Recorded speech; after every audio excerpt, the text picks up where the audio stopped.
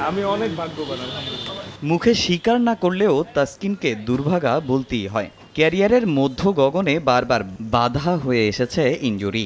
দুর্দান্ত ছন্দে থাকলেও বিশ্বকাপের ঠিক আগ মুহূর্তে আবারও ইনজুরি শঙ্কা।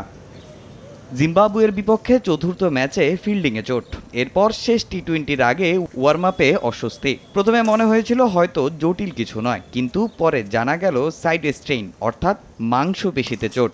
সেটা কতটা গুরুতর তা জানা যাবে রিপোর্ট হাতে পাওয়ার পরই। আমরা খোঁজ নিয়েছি ওর একটা ইনজুরি আছে।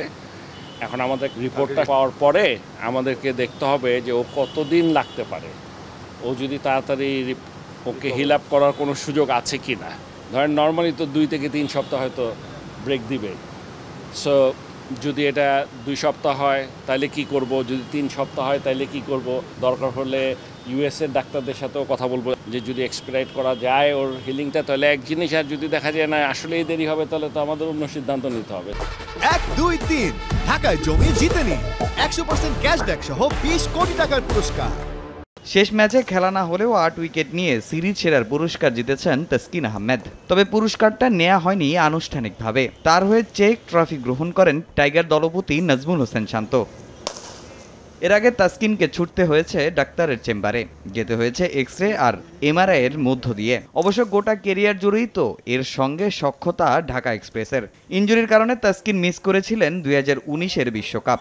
গত ওয়ানডে বিশ্বকাপেও কাঁধের চোট ভুগিয়েছে তাকে, যে কারণে খেলা হয়নি নিউজিল্যান্ডের বিপক্ষে হোম অ্যান্ড অ্যাওয়ে সিরিজেও। তবুও ভাগ্যকে মেনে নিয়েছেন তাসকিন। ব্যথা আছে, পুরো রিপোর্টটা ওই যে আসলে এক্স্যাক্টলি বুঝা যাবে। হ্যাঁ, এখনো বলা যাইতেছে না, 50-50। বিপিএল দিয়ে চলতি বছর প্রতিযোগিতামূলক ক্রিকেটে ফেরার পর থেকে টানা ম্যাচে তাসকিন আহমেদ।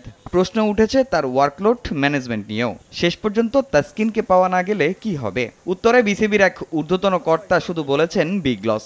এই বোধোদয়টা আগে হলেই হয়তো এড়ানো যেত বর্তমান পরিস্থিতি। তামিম হোসেন, সময় সংবাদ, ঢাকা।